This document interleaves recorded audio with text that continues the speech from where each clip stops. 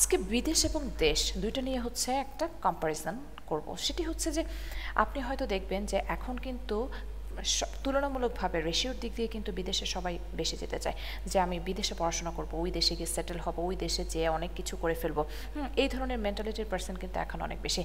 Specially আমার কাছে যেটা মনে হয় যে সোশ্যাল মিডিয়াতে মানুষ বিভিন্ন রকমের পোস্ট দেখে, দে আর সো হ্যাপি, তারা তাদেরকে দেখাচ্ছে এবং সেটার থ্রুতে কিন্তু অনেক মানুষের অলরেডি ড্রিম হয়ে গেছে যে আচ্ছা ঠিক আছে আমি কিন্তু ওই দেশে চলে যাব।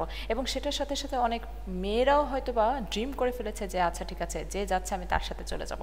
সো এই ধরনের একটা প্ল্যানিং রয়েছে।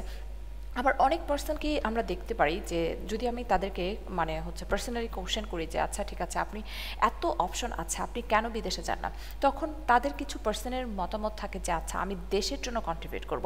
এরকমও কিন্তু পার্সন রয়েছে যারা হচ্ছে দেশপ্রেমিক এবং বাংলাদেশের থেকে তারা অনেক কিছু করতে পারবে। আমি অনেক রাইটারকেও কোশ্চেন করেছি, তারাও সেম কোশ্চেনটা করেছেন। এবং অনেক পার্সনকে আসলে বলা হয়েছে যে আপনি বিদেশে আছেন, আমি হচ্ছে বিদেশে আসতে চাই, তাহলে কি প্রসিডিউর। সো তাদেরও পার্সন হচ্ছে মানে মানুষ যেটা মনে করে যে আচ্ছা আমি বিদেশে চলে যাব তার মানে অনেক টাকা ইনকাম করে ফেলবো, লক্ষ লক্ষ টাকা। আর বাংলাদেশে বসে তো ইনকাম দেখা গেছে 10,000 থেকে স্টার্ট, তারপরে প্রমোশন, কখন চাকরি হবে, অনেক পড়াশোনা কমপ্লিট করার পরেও কিন্তু তারা একটা ভালো জায়গায় মানে তাদের যে আসলে পজিশন সেই জিনিসটা বিলং করতে পারছে না। এক কথায় বলতে দিস ইজ ট্রু দ্যাট বাংলাদেশের মানে যে ব্যবস্থা সেটার থেকে বিদেশের ব্যবস্থা অফকোর্স ডেফিনেটলি খুবই ভালো। সেই পার্সপেক্টিভ মানুষ যে চিন্তাটা করছে সেই চিন্তা অনুযায়ী যদি সে ওই ক্রান্তিতে যায় অবশ্যই তারা ভালো করতে পারবে। বাট আপনি যদি চিন্তা করেন যে আচ্ছা ওই দেশে অনেক ভালো, ওই দেশে আমি খেয়ে ঘুমায় চলে যেতে পারবো, তাহলে কিন্তু আপনি কিন্তু বিদেশে যেতে পারবেন না। এখন বাংলাদেশে যদি আপনি স্ট্রাগল বা হচ্ছে আপনি যদি আপনার টাকা ম্যানেজমেন্ট না করতে পারেন, আপনি যখন বিদেশে যাবেন দেখা গেছে টাকার এক্সপেন্স কিন্তু অনেক বেশি হয়ে যাবে।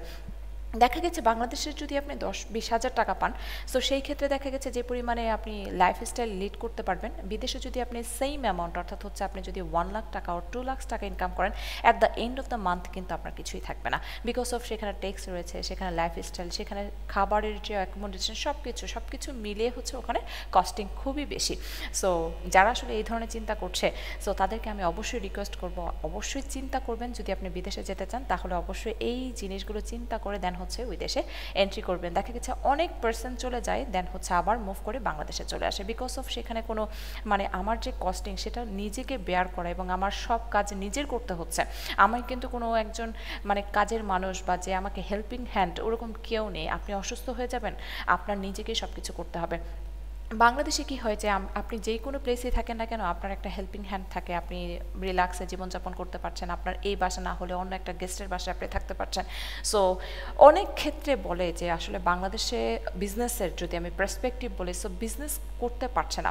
হ্যাঁ, বাট বাংলাদেশে কিন্তু সব থেকে বেশি অপরচুনিটি আপনি যদি বিজনেস করতে চান, যদি আপনার মাইন্ড থাকে যে আচ্ছা আমি বিজনেস করব, সো সেই ক্ষেত্রে হচ্ছে বাংলাদেশে কেন অপরচুনিটি সব থেকে বেশি। আপনি দেখবেন যে বাংলাদেশের মানুষ আমি মনে করি যে ম্যাক্সিমাম পার্সনই হচ্ছে লেজি, মানে তারা হচ্ছে দেখা গেছে ম্যাক্সিমাম সময় হচ্ছে সোশ্যাল মিডিয়াতে তারা তাদের লাইফটাকে স্পেন্ড করে, টিকটক দেখছে বা হচ্ছে আমি আমার লাইফস্টাইলটাকে খুব ভালোভাবে শো আপ করার জন্য, হ্যাঁ, সো হচ্ছে ওই সোশ্যাল মিডিয়ার পেছনে কিন্তু ঘন্টার পর ঘন্টা সময় যাচ্ছে এবং স্ক্রলিং করছি ইচ্ছা মতো।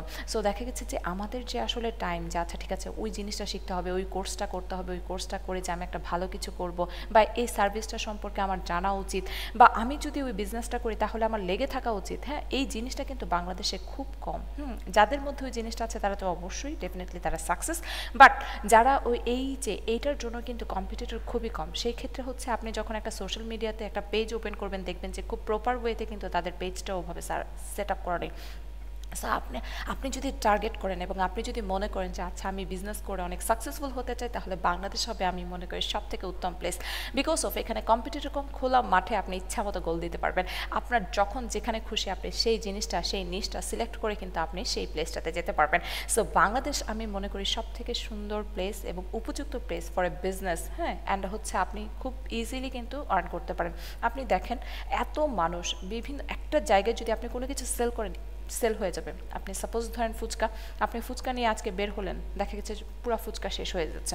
মানে আপনার ওই মেন্টালিটি থাকতে হবে, আপনার কোনো কিছু ছোট বড় সেই জিনিসটা চিন্তা না করে এবং কম্পিটিটর দেখে আপনি অবশ্যই রিসার্চ করে যখন আপনি একটা বিজনেস শুরু করবেন ডেফিনেটলি আপনি তখন সাকসেস করতে পারবেন। সো আজকে এই পর্যন্ত, নেক্সট কোনো ভিডিওতে আবারও চলে আসবো নতুন কোনো টপিক নিয়ে। সে পর্যন্ত ভালো থাকুন, খোদা হাফেজ।